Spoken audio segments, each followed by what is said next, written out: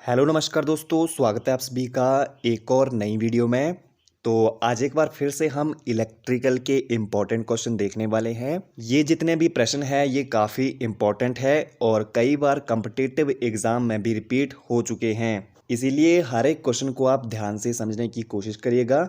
और चलिए वीडियो शुरू करते हैं। आज का अपना प्रश्न नंबर 1 है, अर्थ तार का आकार किस पर निर्भर करता है। यहाँ पर आपको एक डायग्राम भी दिख रहा होगा। इस डायग्राम में ये जो अर्थ वायर है, इसका ये जो साइज़ है, ये कौन से फैक्टर पे डिपेंड करता है ये आपको बताना है। ऑप्शन देखिए, ऑप्शन ए है अर्थ वायर में प्रभावित होने वाली अधिकतम फॉल्ट करंट। यानी ये जो अर्थ वायर है इसमें से जो फॉल्ट करंट होगी, देखो वैसे तो अर्थ में कोई भी करंट नहीं होती है, लेकिन जब लाइन में फॉल्ट आता है तब अर्थ में से करंट फ्लो होता है। ऐसे नॉर्मल कंडीशन में अर्थ में से कोई भी करंट प्रवाहित नहीं होता है। ऑप्शन बी देखिए, सेवा लाइन की निर्धारित धारा क्षमता पे, यानी ये जो हमारी लाइन है इसमें कितना करंट बह रहा है, क्या इस पे डिपेंड करेगा हमारे अर्थ वायर का साइज। ऑप्शन सी देखिए, मृदा का प्रतिरोधकता, यानी जो हमने जहाँ पे अर्थिंग की है उस मिट्टी की जो प्रतिरोधकता होगी उस पे डिपेंड करता है। तो इसका सही आंसर अगर आपको पता है तो आप कमेंट बॉक्स में बता सकते हैं। वैसे इसका सही आंसर हो जाएगा ऑप्शन डी। ए और सी दोनों, यानी जो अर्थ में से फॉल्ट करंट बहेगी उस पर भी डिपेंड करेगा, और जो हमारी मृदा यानी जहाँ पे हमने अर्थिंग की होगी उस मिट्टी का जो रेजिस्टेंस होगा उस पर भी डिपेंड करता है। ऑप्शन डी इसका सही आंसर हो जाएगा। अगला प्रश्न देखिए, क्वेश्चन नंबर 2 है, फीडर की सुरक्षा के लिए इस्तेमाल किया जाने वाला रिले है। तो यहाँ पर अगर आप इमेज में देखोगे तो यहाँ पर 11 केवी के फीडर्स हैं। तो इसकी सुरक्षा के लिए कौन सी रिले का इस्तेमाल किया जाता है, इसके अगर आपको सही आंसर पता है तो आप कमेंट बॉक्स में बता सकते हैं। ऑप्शन ए है under voltage relay, option B है थर्मल, ऑप्शन सी है ट्रांसले रिले, ऑप्शन डी है ग्लूकोज रिले। तो इस प्रश्न का जो सही आंसर है वो है ऑप्शन सी ट्रांसले रिले। इस रिले का इस्तेमाल किया जाता है जो हमारे फीडर होते हैं उनकी सुरक्षा के लिए, और ये जो ग्लूकोज रिले है इसका इस्तेमाल होता है ट्रांसफार्मर में। ऑप्शन बी दिख रहा होगा आपको थर्मल रिले। इस रिले का इस्तेमाल किया जाता है जब हमारी मोटर ओवरलोडिंग से बचाने के लिए हम थर्मल रिले का इस्तेमाल करते हैं। और फिलहाल के लिए इस प्रश्न का सही आंसर हो जाएगा ऑप्शन सी, ट्रांसले रिले का इस्तेमाल किया जाता है फीडर की सुरक्षा के लिए। अगला प्रश्न देखिए, क्वेश्चन नंबर 3 है, नीचे दिए गए ब्रिज में से किसका उपयोग फ्रिक्वेंसी मापने के लिए किया जाता है। नीचे जो ऑप्शन दिए गए हैं इनमें से आपको बताना है किसका इस्तेमाल फ्रिक्वेंसी मापने के लिए किया जाता है। ऑप्शन ए है शेयरिंग ब्रिज, ऑप्शन बी है हे ब्रिज, और ऑप्शन सी है एडिसन ब्रिज, और ऑप्शन डी है वेन ब्रिज। तो इस प्रश्न का जो सही आंसर है वो है ऑप्शन डी, वेन ब्रिज का इस्तेमाल किया जाता है फ्रिक्वेंसी को मापने के लिए। अगला प्रश्न देखिए, क्वेश्चन नंबर 4 है। ये बहुत इंपॉर्टेंट क्वेश्चन है और कई बार ये रिपीट भी हुआ है। मरकरी आर्क रेक्टिफायर में एनोड समानता किसका बना होता है, यानी जो मरकरी आर्क रेक्टिफायर होगा उसका जो एनोड होगा वो कौन सी धातु का होगा। ऑप्शन ए है मरकरी का, ऑप्शन बी है चांदी, ऑप्शन सी है ग्रेफाइट, और ऑप्शन डी है टंगस्टन। तो इसका अगर आपको सही आंसर पता है तो आप कमेंट बॉक्स में बता सकते हैं, वरना इस प्रश्न का सही आंसर हो जाएगा ऑप्शन सी, ग्रेफाइट का बना होता है मरकरी आर्क रेक्टिफायर का एनोड। और अगर कैथोड पूछ लिया जाता तो कैथोड बना होता है मरकरी का और एनोड होता है ग्रेफाइट का। फिलहाल के लिए इस क्वेश्चन का सही आंसर हो जाएगा ऑप्शन सी, ग्रेफाइट। अगला प्रश्न देखिए, क्वेश्चन नंबर 5 है, किसी सिंक्रोनस मोटर में हंटिंग तब होती है, यानी आपसे पूछा जा रहा है एक सिंक्रोनस मोटर में हंटिंग का क्या कारण होता है।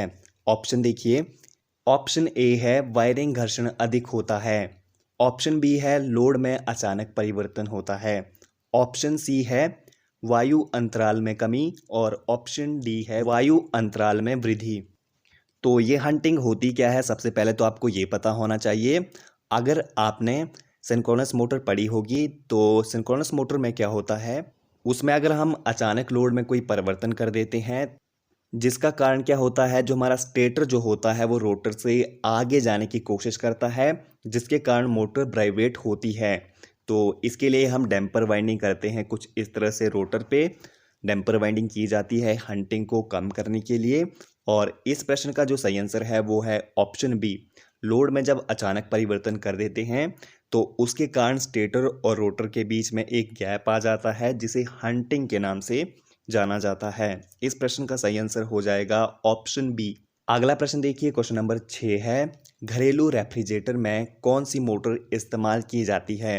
रेफ्रिजरेटर यानी जो हमारी फ्रिज होती हैं उनमें कौन सी मोटर का इस्तेमाल किया जाता है। अगर आपको इसका आंसर पता है तो आप नीचे कमेंट बॉक्स में बता सकते हैं। तो इस प्रश्न का सही आंसर हो जाएगा option C, single phase induction motor का इस्तेमाल किया जाता है घरेलू रेफ्रिजरेटर में। अगला प्रश्न देखिए, क्वेश्चन नंबर 7 है, इनमें से किस कैपेसिटर की आयु सबसे कम होती है। ऑप्शन ए है गैग कैपेसिटर, ऑप्शन बी है वायु कैपेसिटर, ऑप्शन सी है इलेक्ट्रोलाइटिक कैपेसिटर और ऑप्शन डी है पेपर कैपेसिटर। तो इस प्रश्न का जो सही आंसर है वो है ऑप्शन सी, इलेक्ट्रोलाइटिक कैपेसिटर। कुछ इस तरह का दिखता है और इसका इस्तेमाल भी बहुत ज़्यादा किया जाता है और इसकी जो आयु होती है वो सबसे कम होती है। तो इसलिए इस प्रश्न का सही आंसर हो जाएगा ऑप्शन सी, इलेक्ट्रोलाइटिक कैपेसिटर। अगला प्रश्न देखिए, क्वेश्चन नंबर 9 है, कॉगिंग शब्द किससे संबंधित है। अगर आपने इंडक्शन मोटर पढ़ी होगी तो आप कॉगिंग के बारे में जानते होंगे। बेसिकली कॉगिंग होता क्या है, मोटर का जो स्टेटर और रोटर होता है इंडक्शन मोटर का, वो मैग्नेटिकली लॉक हो जाता है जिसे कॉगिंग के नाम से जाना जाता है या फिर मैग्नेटिक लॉकिंग के नाम से भी जाना जाता है। तो इस प्रश्न का सही आंसर हो जाएगा ऑप्शन डी, इंडक्शन मोटर से संबंधित है कॉगिंग। अगला प्रश्न देखिए, क्वेश्चन नंबर 10 है, इंडक्शन मोटर का रोटर ब्लॉक टेस्ट ट्रांसफार्मर के किस टेस्ट के समान है। यहाँ पर टेस्ट है, किस टेस्ट के समान है। तो इसका जो ऑप्शन है वो आप देख लीजिए, ओपन सर्किट टेस्ट के समान है, ऑप्शन बी है शॉर्ट सर्किट टेस्ट के समान है, ऑप्शन सी है बैक टू बैक टेस्ट और ऑप्शन डी है इलेक्ट्रिकल टेस्ट। तो इस प्रश्न का जो सही आंसर हो जाएगा वो है ऑप्शन बी। और ये रोटर ब्लॉक टेस्ट होता क्या है, ये टेस्ट जो है ये इंडक्शन मोटर का, केवल इंडक्शन मोटर में ये वाला टेस्ट होता है। और इसमें क्या होता है, रोटर को ब्लॉक कर दिया जाता है और मोटर को फुल वोल्टेज का कुछ 1% वोल्टेज दिया जाता है और जिससे मोटर के कॉपर लॉस वगैरह आसानी से ज्ञात किया जा सकता है। तो ये जो टेस्ट होता है ये ट्रांसफार्मर के शॉर्ट सर्किट टेस्ट के समान होता है, इसलिए इस प्रश्न का सही आंसर है option B, short circuit test के समान है। अगला प्रश्न देखिए, क्वेश्चन नंबर 11 है, वायु का डाइलेक्ट्रिकल स्ट्रेंथ कितना है। ये वाला प्रश्न काफ़ी कंफ्यूज करने वाला है। तो इस प्रश्न का जो सही आंसर है वो है ऑप्शन बी, 3 kb पर mm। तो यहाँ पर आप देख सकते हो, यहाँ पर आपको mm दिया गया है, मीटर में दिया गया है, नैनोमीटर में दिया गया है और सेंटीमीटर में दिया गया है। तो आपको ध्यान रखना है, अगर ऑप्शन में 3 kb आता है तो आपने फिर mm वाले ऑप्शन के साथ आना है। तो इसलिए इस प्रश्न का सही आंसर हो जाएगा ऑप्शन बी, 3 kb पर mm। अगला प्रश्न देखिए, क्वेश्चन नंबर 12 है, आरंभ में वोल्टेज प्राप्त करने के लिए ट्यूबलाइट में किसका इस्तेमाल किया जाता है। तो देखो होता क्या है, ट्यूबलाइट में स्टार्टिंग में एक हाई वोल्टेज चाहिए होती है, इसके लिए उसमें चॉक का इस्तेमाल किया जाता है। चॉक एक हाई वोल्टेज डेवलप करता है जिसका इस्तेमाल किया जाता है ट्यूब में स्टार्टिंग करंट के लिए। तो इसलिए इस प्रश्न का सही आंसर हो जाएगा ऑप्शन बी, चॉक का इस्तेमाल किया जाता है। कैपेसिटर का क्या काम होता है, तो कैपेसिटर पावर फैक्टर को सुधारता है एक ट्यूबलाइट में और फेज को भी ये स्प्लिट करता है। ऑप्शन डी स्टार्टर दिया गया था और स्टार्टर ट्यूबलाइट में क्या काम करता है, ये एक बाइमेटेलिक स्विच की तरह कार्य करता है जो कुछ टाइम के बाद सर्किट को मेक और ब्रेक करता है। तो सर्किट को मेक और ब्रेक करने का काम जो होता है ये स्टार्टर का होता है, हाई वोल्टेज डेवलप करने का कार्य चॉक का रहता है। कैपेसिटर पावर फैक्टर और फेज स्प्लिट के लिए इस्तेमाल किया जाता है। फिलहाल के लिए इस प्रश्न का सही आंसर हो जाएगा ऑप्शन बी, चॉक का इस्तेमाल किया जाता है। अगला प्रश्न देखिए, क्वेश्चन नंबर 13 है, 0 वाट का लैंप कितनी खपत करता है। तो यहाँ पर आप देख सकते हैं एक 0 वाट का लैंप है, इसका इस्तेमाल घरों में भी काफ़ी ज़्यादा किया जाता है। तो ये वास्तव में कितनी वोल्टेज का खपत करता है, इसके ऑप्शन है 15 वाट, ऑप्शन बी है 25 वाट, ऑप्शन सी है 35 वाट और ऑप्शन डी है 0 वाट। तो इसका अगर आपको सही आंसर पता है तो आप कमेंट बॉक्स में बता सकते हैं। नहीं तो इस प्रश्न का सही आंसर हो जाएगा ऑप्शन ए 15 वाट। अगला प्रश्न देखिए, क्वेश्चन नंबर 14 है, किसी मैगर में नियंत्रण टॉर्क किसके द्वारा विकसित किया जाता है।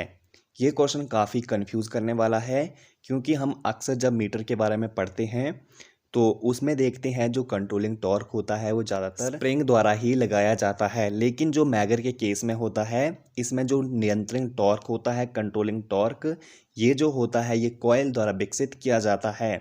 इस प्रश्न का सही आंसर हो जाएगा ऑप्शन ए, कॉइल के द्वारा जो कंट्रोलिंग टॉर्क होता है वो मैगर में डेवलप किया जाता है।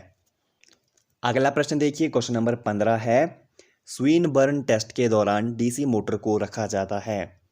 ऑप्शन ए है फुल लोड पर, ऑप्शन बी है नो लोड पर, ऑप्शन सी है किसी भी लोड पर और ऑप्शन डी है 3/4 लोड पर। तो इस प्रश्न का सही आंसर हो जाएगा ऑप्शन बी, नो लोड पर रखा जाता है। तो ठीक है दोस्तों, फिलहाल इस वाली वीडियो के लिए इतना काफ़ी है। पहले से भी काफ़ी सारी वीडियोस अपलोड हैं, अगर आपने वो नहीं देखी हैं तो उनको भी आप ज़रूर से देख सकते हैं। वीडियो को देखने के लिए धन्यवाद।